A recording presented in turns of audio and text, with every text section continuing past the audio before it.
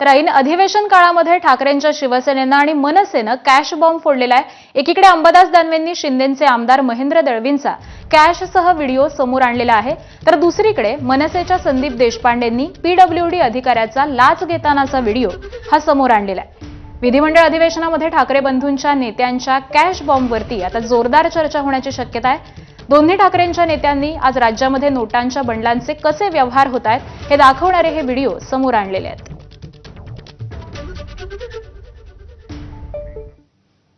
दरम्यान ठाकरेंच्या शिवसेनेचे नेते अंबादास दानवेंनी ट्विट केलेल्या कॅश बॉम्बच्या व्हिडिओनंतर मनसेचे नेते संदीप देशपांडेंनी कॅश बॉम्बचा व्हिडिओ हा ट्विट केला।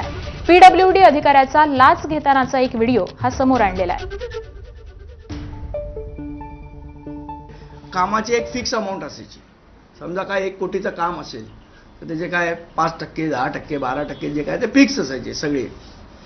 आता शासनाचा निधी आणण्याचे पैसे वेगळे, वर्क ऑर्डरचे पैसे वेगळे आणि वर्क ऑर्डर एक्झिक्युटिव्ह झाल्यावर जे पेमेंट निघतं पीडब्ल्यूडीचे त्याचे पैसे वेगळे। इतका उघड पद्धतीने हा भ्रष्टाचार चाललेला आहे। एलओसीची जी टक्केवारी आहे त्याच्यामध्ये 2,80,000 रुपये तो घेताना आपल्याला दिसतोय।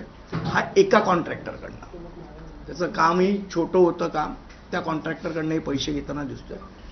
अशा अनेक कॉन्ट्रॅक्टरकडनं हे पैसे या अभियंत्यांकडनं जमा केले जातात। फक्त निधी आणायचे, हे जे पैसे तो जमा करतोय हे फक्त तो एलओसीचे म्हणून सांगतोय। बाकी त्याला जेव्हा विचारतात की एक्झिक्युटिव्ह साहेबांचा हिस्साचं काय, तेव्हा तो म्हणतो की एक्झिक्युटिव्ह साहेबांचा हिस्सा वेगळा।